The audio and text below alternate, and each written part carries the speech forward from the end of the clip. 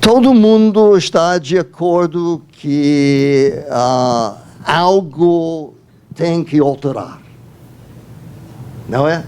Todo mundo fala disso. Todo mundo tem programas de alteração da realidade agora no Brasil, com uma taxa de crescimento mais ou menos durante o período da Dilma, que foi algo de 2% por ano. Então, todo mundo quer uma taxa maior do investimento.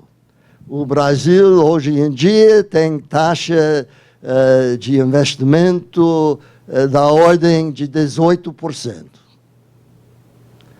E no fato, fazendo uma comparação, você tem uma taxa no México da ordem de 22%, 23%. Você tem uma taxa no Chile de 24%. Você tem uma taxa em Peru de 26%. E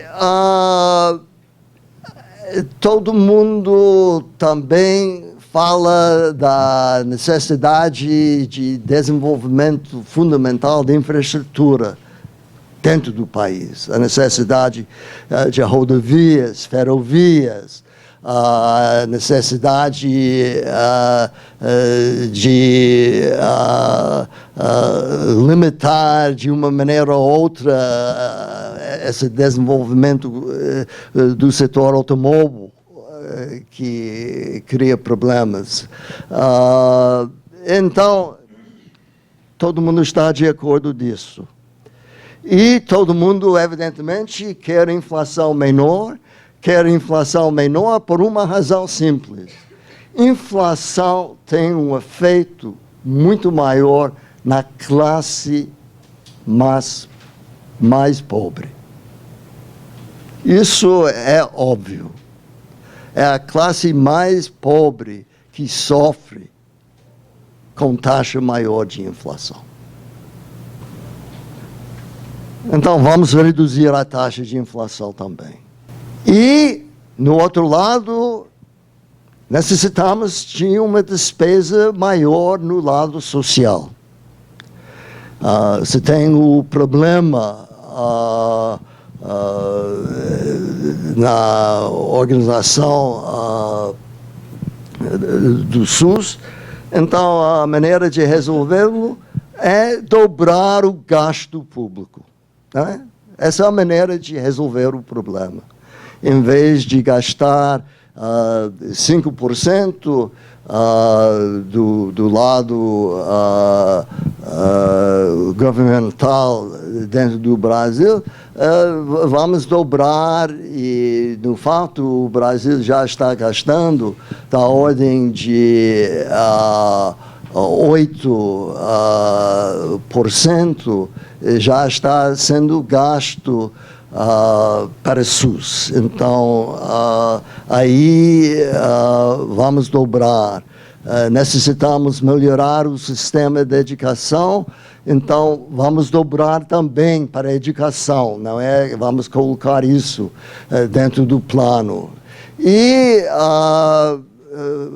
evidentemente, se tem necessidade de satisfazer também os empresários, então vamos reduzir as taxas de impostos no Brasil no mesmo tempo, não é? Porque o Brasil tem uma taxa de impostos da ordem de 37% hoje em dia. Então, vamos fazer tudo isso. No fato, a realidade é muito mais difícil do que as posições dos candidatos. Você tem sempre o problema que os candidatos sempre querem dizer que seja possível satisfazer todo mundo. Mas essa realidade é muito mais difícil e se tem algo que a gente deve anotar, que foi o consumo durante os últimos anos, que foi o elemento principal na expansão brasileira do produto interno bruto. Foi consumo, não foi investimento. O segundo ponto fundamental é que os preços para exportação não vão ser tão favoráveis que forem durante o commodity boom. Essa é outra realidade. Por exemplo, o preço do petróleo.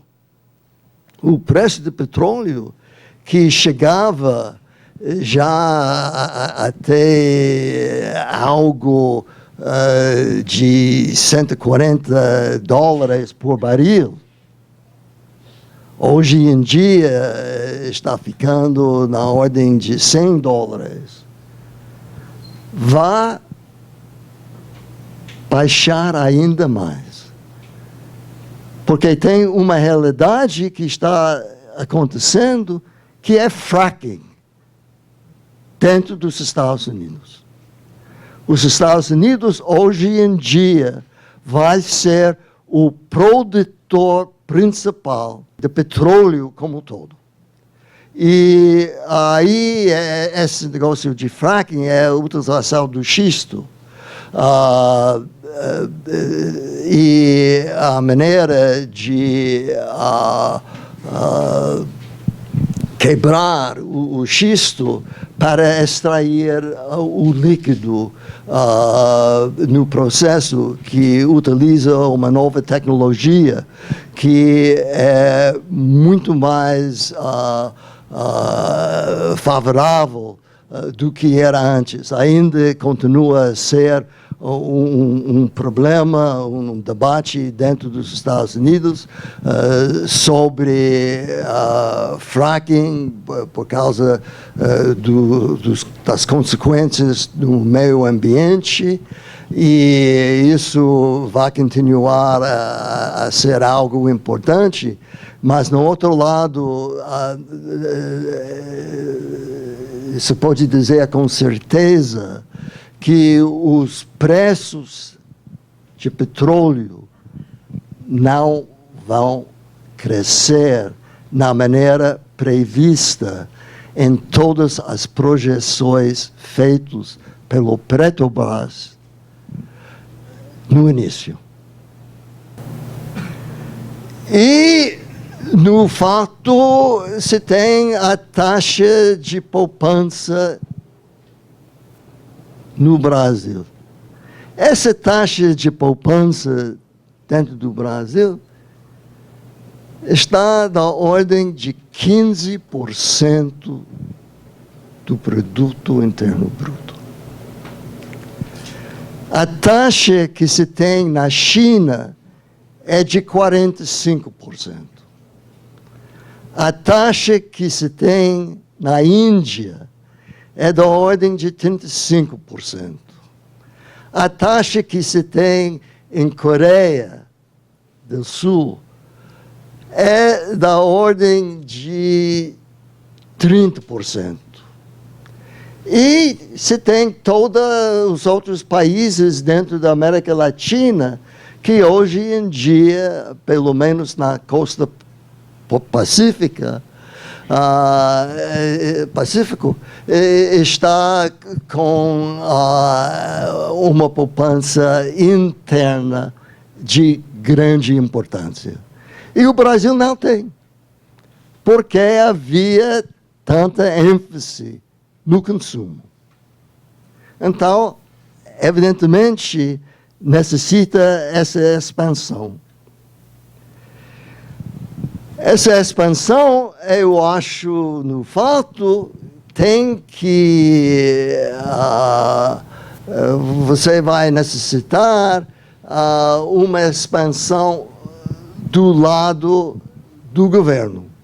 O governo vai ter que utilizar de um superávit primário maior, que quer dizer o fim do déficit anual, que continua na ordem de 3%, e neste ano pode chegar a 4% do PIB. E se tem algo também que tem que acontecer no futuro, que é a redução de tarifa dentro do Brasil. O Brasil, hoje em dia, tem uma tarifa maior do que os outros países. A China tem a tarifa menor. A Índia está começando com o novo governo a redução de tarifas também. E o Brasil está ficando ainda com a ideia de possibilidade de oferecer vantagens à produção nacional, oferecendo essas proteção contra importações. Inclusive, está começando a eliminar as importações de bens de consumo da China e também dos outros países asiáticos que estão com capacidade de produção dos sapatos e outros bens com preço menor do que se tem dentro do Brasil.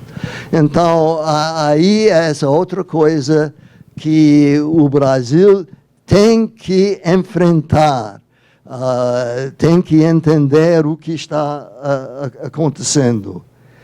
E aí se tem algo também que hoje em dia essas diferenças políticas dentro do país têm que estreitar-se e tem que criar um Congresso capaz de participar dentro do governo nacional. Isso não é uma coisa fácil. Se tem aqui no Brasil 22 partidos dentro do Congresso. Se tem um total de 29 partidos. Tem partidos sem posições dentro do Congresso. E isso é uma coisa que não está funcionando. Não está funcionando. O país não tem maneira de tratar do problema. E sempre estou dizendo que o presidente Cardoso tinha o plano real com a consequência muito positiva para o Brasil e necessita um plano político real para o próximo presidente. Porque o país não tem a maneira de tratar de todos esses problemas e a necessidade de satisfazer a população com a necessidade de conseguir poupança doméstica E de onde vem essa poupança doméstica? Evidentemente, tem que sair das classes A e B, porque eles têm recursos suficientes para isso. E tem que ter o governo terminando os subsídios implícitos, que são grandes, para o setor de automóveis. Sempre havia no Brasil uma concorrência dentro do Brasil, com um Estado querendo estabelecer uma nova fábrica e oferecendo muito mais do que outro Estado. E isso não faz parte de algo que seja necessário para o país. Então, você tem uma acumulação desses problemas. E que foi possível, no passado, esquecer da necessidade de tratá-los, simplesmente pelo fato que havia o aumento de termos de troca. Né? Um substituto.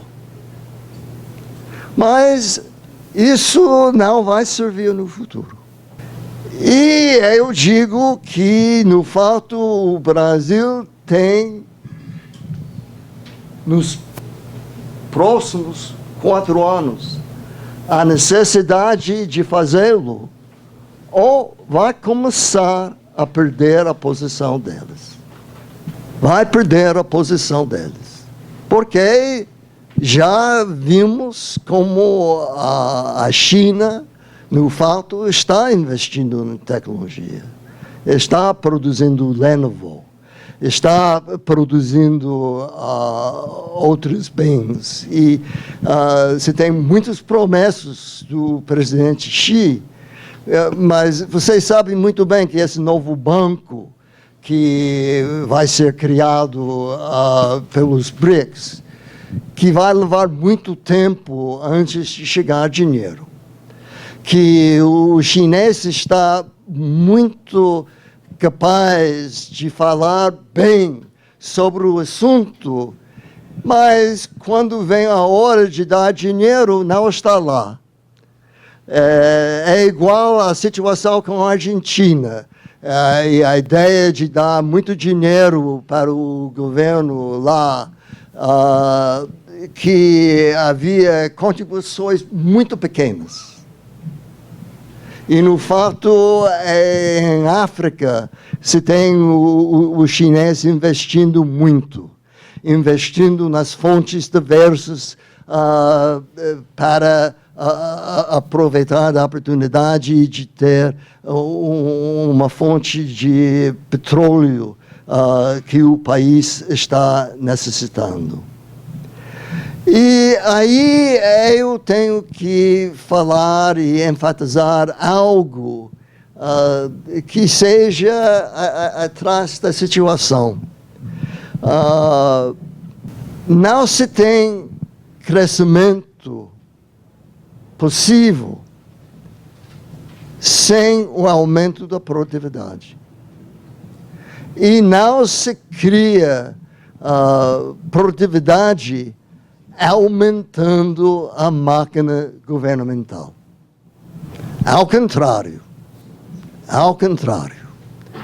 E sem o aumento da produtividade, não tem maneira de crescer. Não há. E, no fato, eu digo que o Brasil agora tem que abrir para o mundo. Hoje em dia, o Brasil fala simplesmente das relações com os países do Sul. A Índia, África do Sul, a China e, no meio disso, com a Rússia. No fato, é interessante observar que nos anos até o ano 2012, pode ser até, acho que 2012 foi o último, em que 75% do crescimento mundial veio dos BRICS.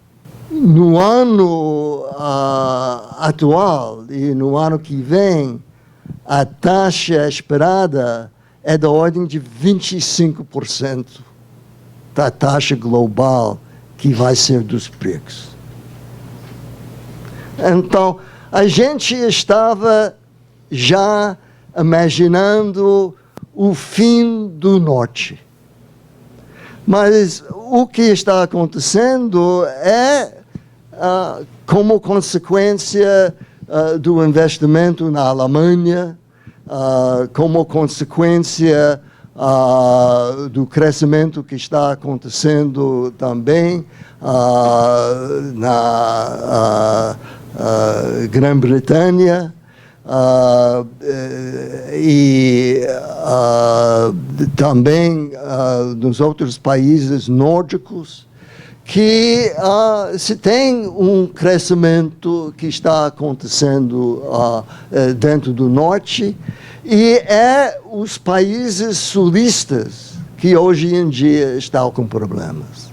Então, ter uma política voltada só para um grupo, quando o Brasil tem a vantagem ficando aqui no hemisfério ocidental,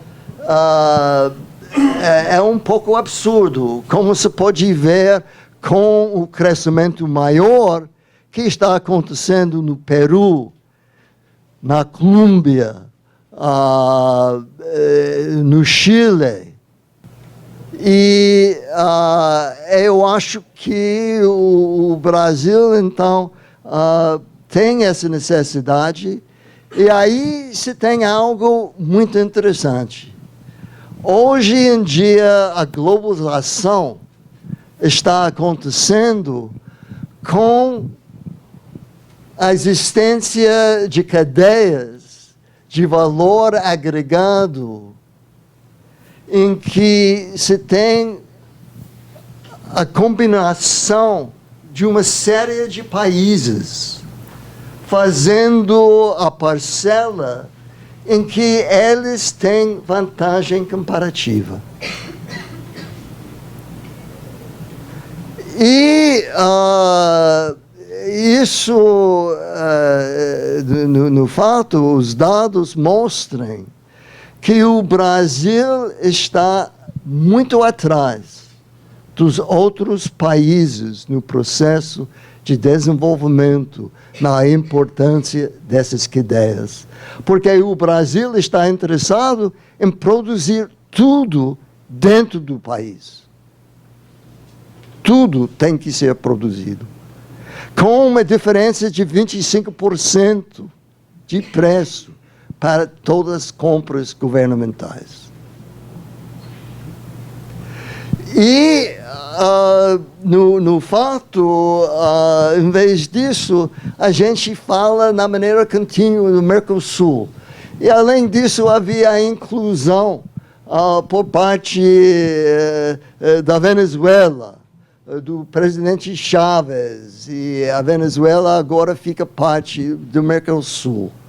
E a consequência disso é que a Venezuela, com todas as dificuldades que esse país está tendo, não contribuiu à produção da nova refinaria lá em Pernambuco, e, como consequência, o custo para o Brasil quase triplicou.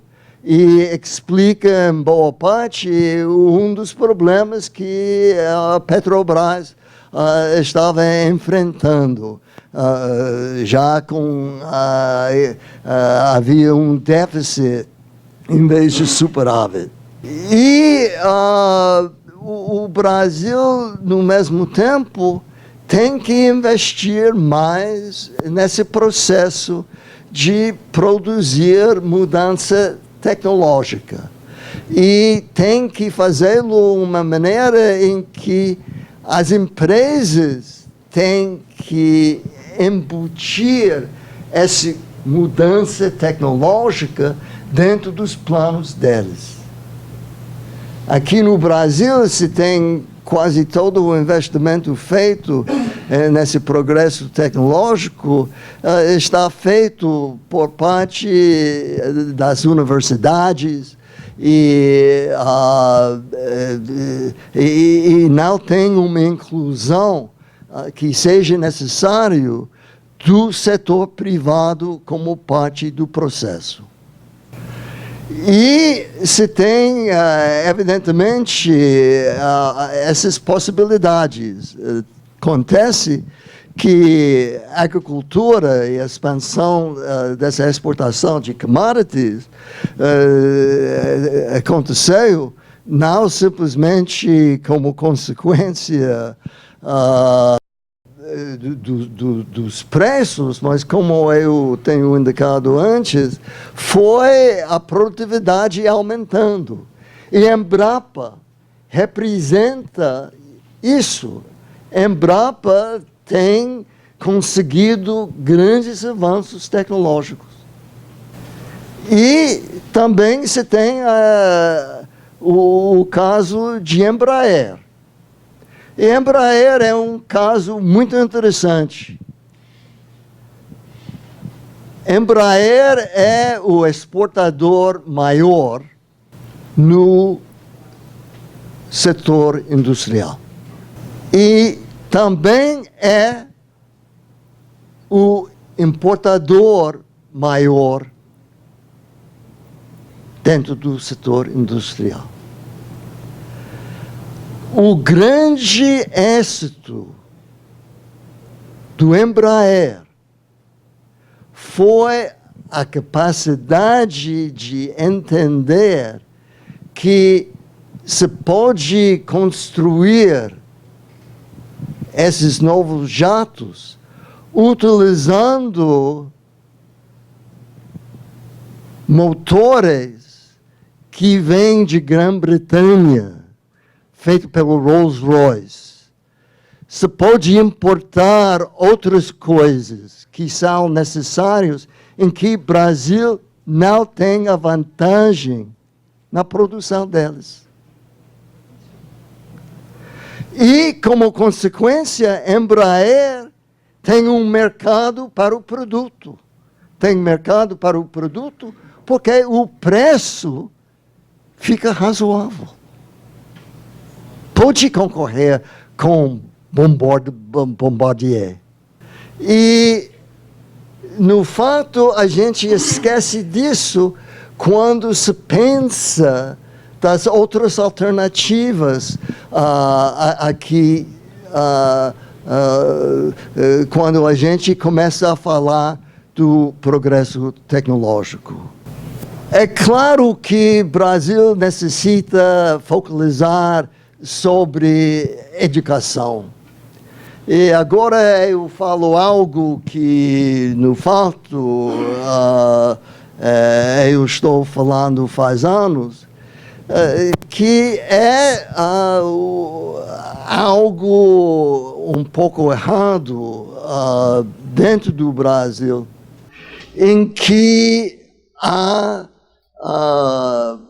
construção das universidades privadas da pouca qualidade e, no outro lado, a gente não querendo aumentar a tuição, o pago pelo aluno, pela entrada na universidade. Se tem gente aqui, como todo mundo sabe, a gente vai à escola secundária privada, para conseguir bons resultados e entres nas universidades e não paga nada depois. Então, aí se tem algo um pouco que não está funcionando nem no lado da eficiência, nem do lado de redução da desigualdade dentro do Brasil. E o Brasil é o país que tem a relação pior na razão entre o que tem o custo para a educação superior estadual e o gasto feito para a educação primária e educação secundária dentro do país. Pior de todos os países. E, no outro lado, tem o gasto médio em comparação com outros países da OECD no nível universitário. Então, algo aí tem que ser feito. E o Brasil tem essa capacidade. Imagine um país com agricultura, manufaturas, setor de minério, esse novo setor de petróleo, serviços, em que o Brasil tem uma capacidade grande. E eu acho no fato que para fazer essas mudanças não é uma coisa que vai acontecer no ano 2015 e daí já tem solução para o problema. Estou falando de um programa para os próximos 20 anos. Estou falando de uma estratégia do longo prazo. Em vez de todo mundo ficar pensando não simplesmente do curto prazo, mas no mês que vem. A gente está tomando decisões para que seja possível evitar um aumento do preço de gasolina até depois de novembro. Então, em vez de pensar desse período curtíssimo, a gente tem que pensar muito melhor sobre o futuro e os problemas do futuro. Há um problema da previdência, com um grande aumento do salário mínimo e o fato de ter uma ligação estreita entre o nível de a pensão e o nível do salário mínimo. Então, esse vai aumentando de acordo com isso. E o Brasil, em comparação com outros países, já está com algo perto de 12% que está pagando para a previdência social, incluindo a previdência no nível público. E tem que ser resolvida, tem que ser tratado. E para fazer isso, em vez de ter expansão para 39 ministérios, o Brasil está necessitando de algo menor. E necessita um Estado efetivo, em que seja possível para a pessoa que quer aumentar a renda dele entender como vai ser possível no futuro com uma estratégia que trata de todos os problemas que foram colocados ao lado durante os últimos 10 anos. Então, eu concluo agora. Eu quero dizer muito obrigado outra vez pela oportunidade de participar. Muito obrigado.